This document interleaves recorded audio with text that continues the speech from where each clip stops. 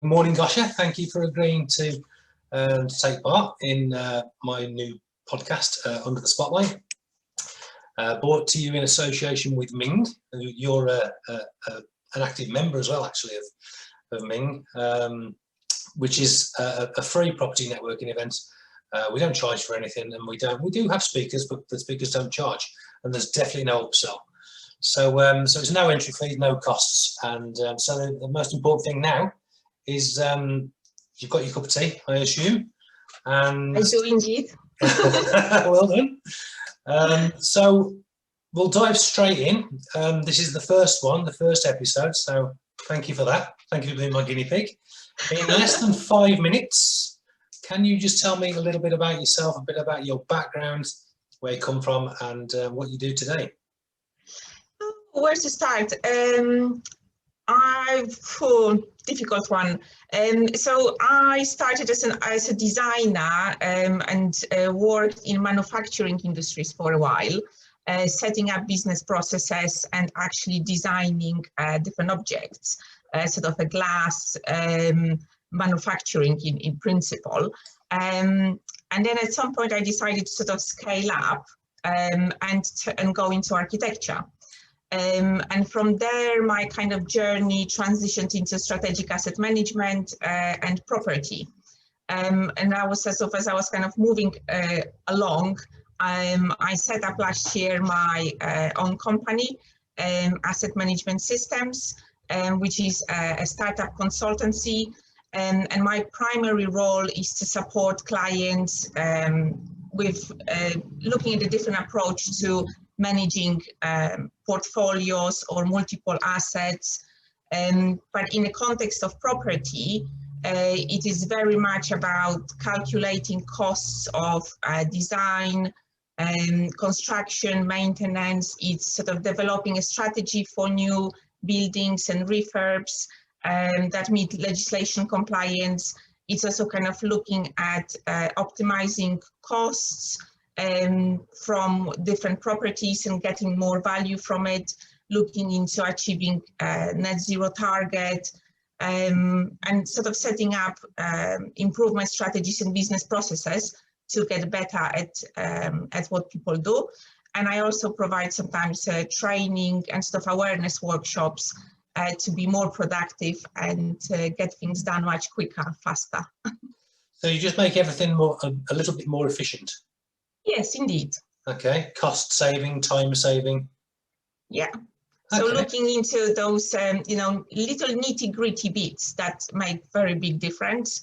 I mean, like a couple of days ago, I was doing a couple of documents and a proposal for costs for a client. And then I looked at the document and I've seen, oh, okay, there is a bit of efficiency that can be done. So instead of typing in, like page numbers, you can automate a lot of things. And again, instead of spending half an hour on it, you can actually automate it and then, do something else.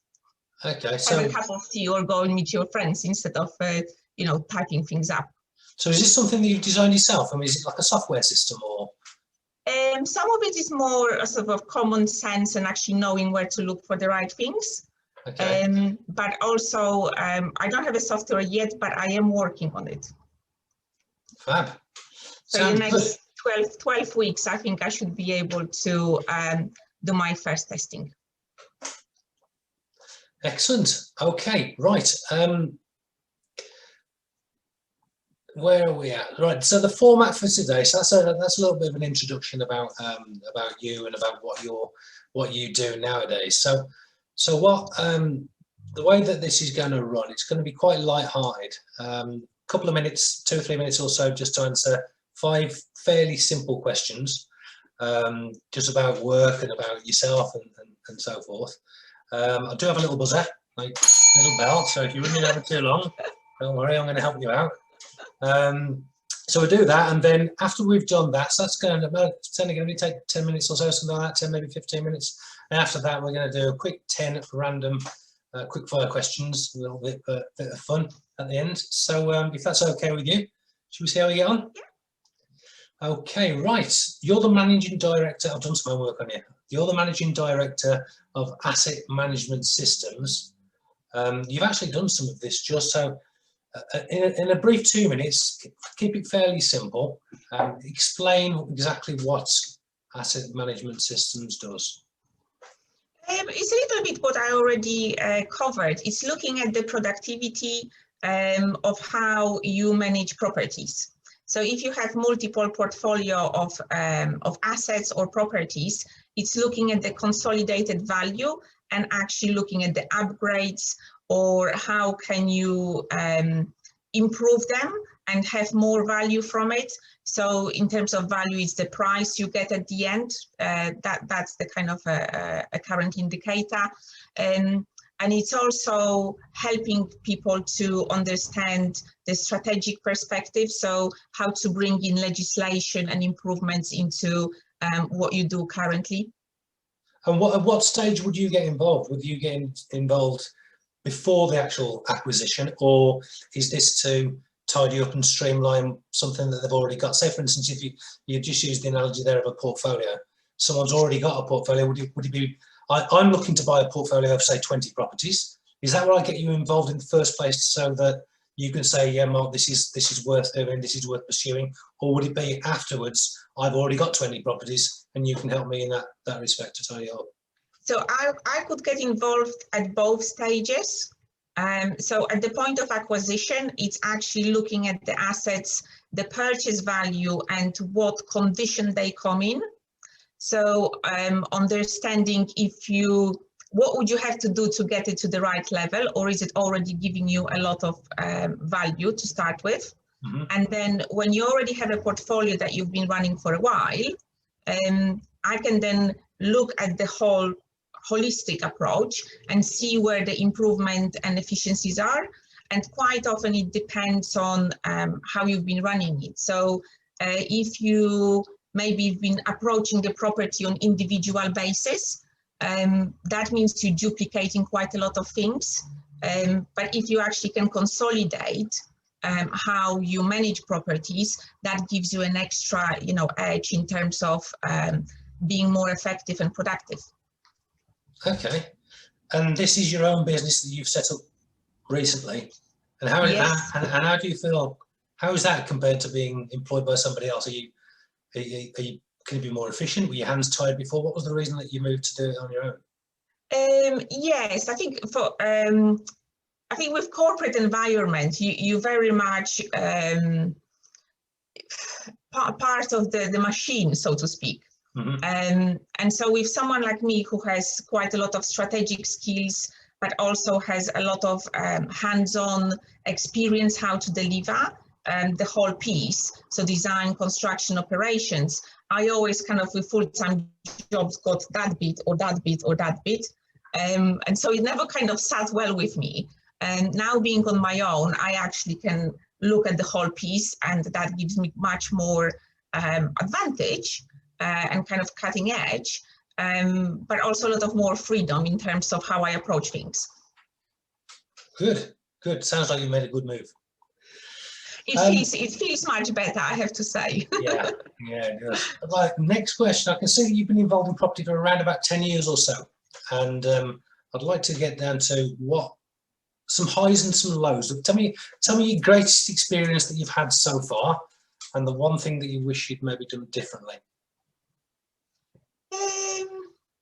I think the best experience is really end of the project. I think, when everything comes together and you work with a number of different people, and everyone had their own agenda, and actually getting that win-win, it's absolutely amazing. I always find that just so much satisfying to be able to be part of that whole process.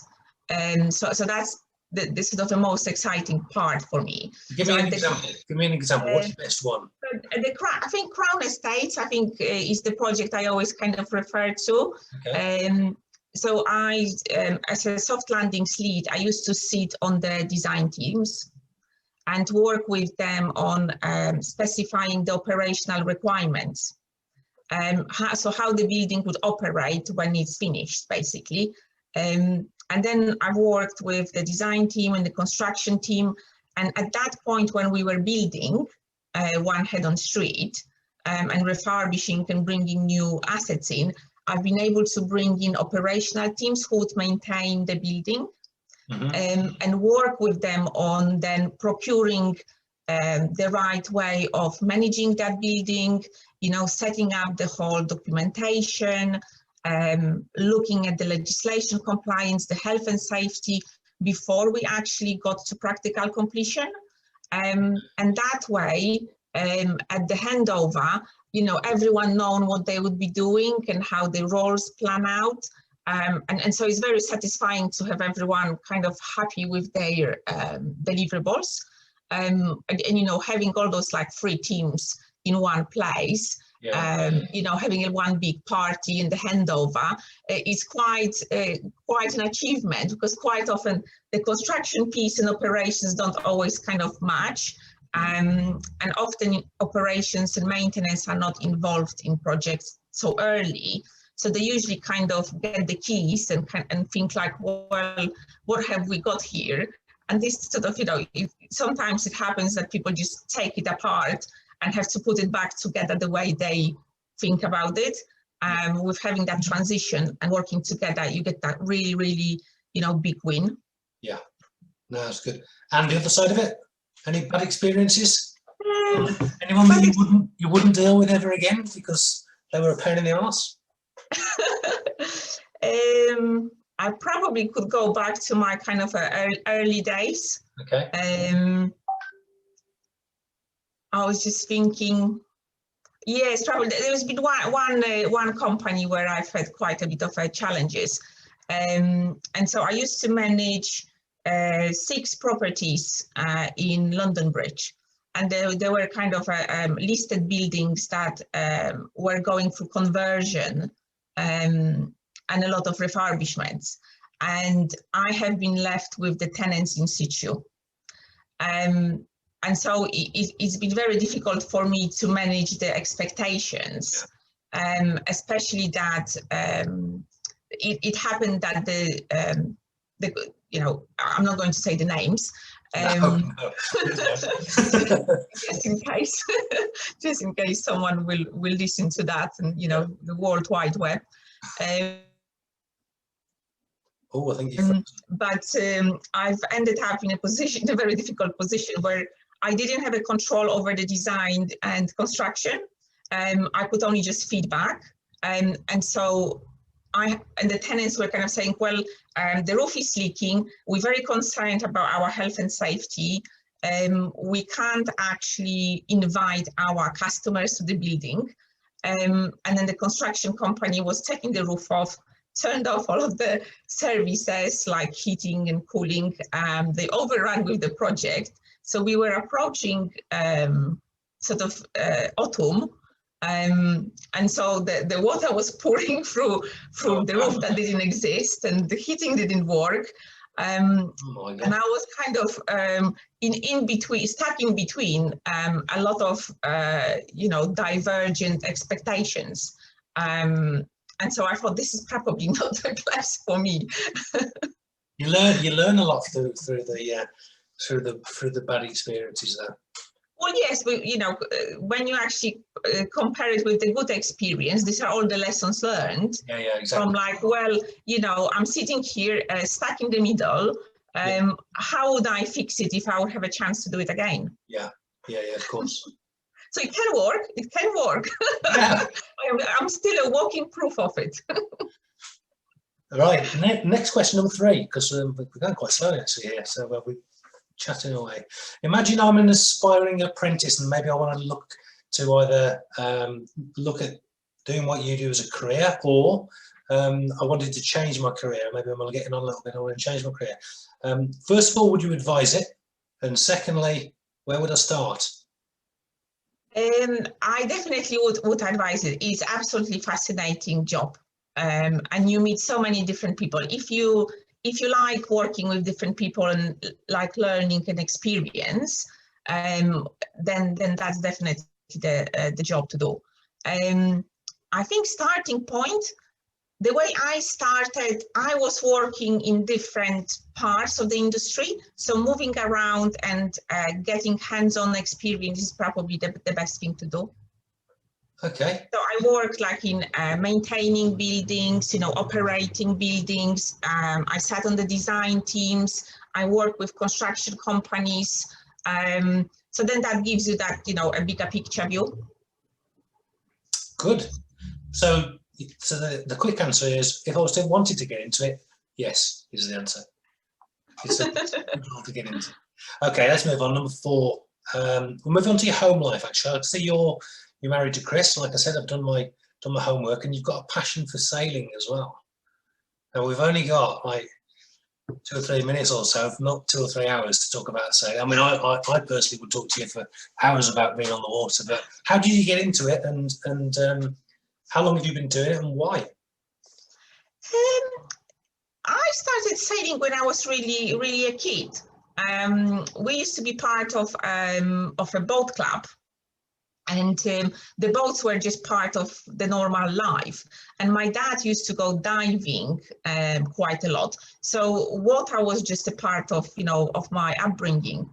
And I used to sail on the lakes, and swimming, everything was just there. Yeah. So that's quite natural environment to me. And then when I met Chris, I started sailing offshore, much more long distance trips. And so, yeah, sailing has been quite a big part of my life, to the point where we actually lived on the boats for about 16 years.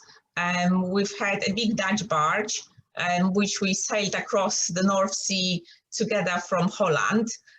So, yeah, there's plenty of stories to say. But yes, definitely sailing's been a significant part of my life.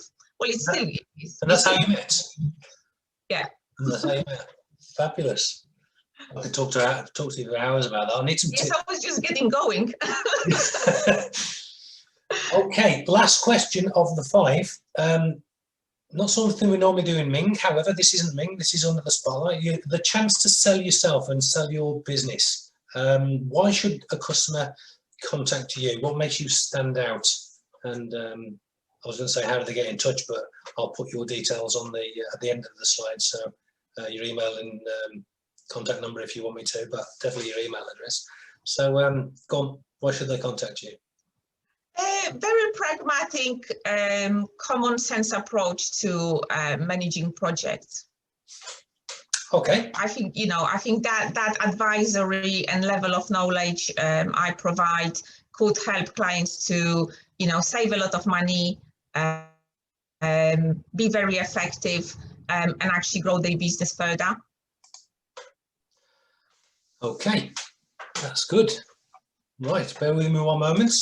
We're going to do the quick fire questions. This should be a bit of fun, to be quite honest with you. Just something that I thought I would throw in. We've done the serious bit. So, in no particular order. In no particular order. Okay, question number 1. If you had to listen to one song for the rest of your life, which song would it be and why? Oh,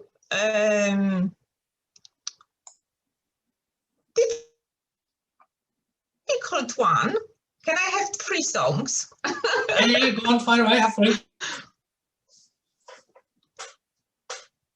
I think recently I've been listening quite a lot to soundtracks.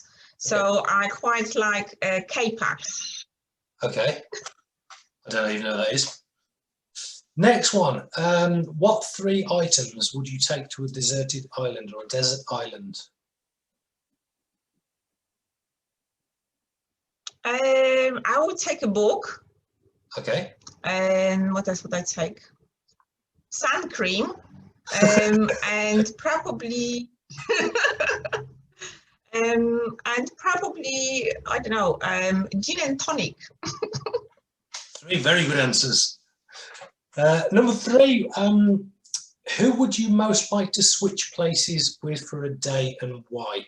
That can be anything. That could be an animal, that could be a celebrity, that could be a hero. Would you swap with anyone? I think I'd probably swap with you. Oh, I think I know what I would like to do. I would like to swap with someone on like a Volvo Ocean Race team. When they go around the world, Oh, wow. There is, I think they have like people who do like photography, or even just sail and do a bit of navigation. That would be great, just to get that experience of going at 18, 20 plus knots, and just kind of really racing with all the weather and everything. What's that? What is that boat race? What's that boat race that does that? It's every 2 years. It's Volvo Ocean Race. I think now they Okay. the next, and this year the Vendée Globe is the one that is taking place this year. Okay. Next one. I don't know whether you watch TV, but if you did watch TV, which TV show or movie would you absolutely refuse to watch, and why? I think that's a quite simple answer. Jeremy Kyle. You haven't got to watch him anymore because he's been thrown off TV. Oh, right. Okay. Well, see, I don't watch much TV, so I didn't know.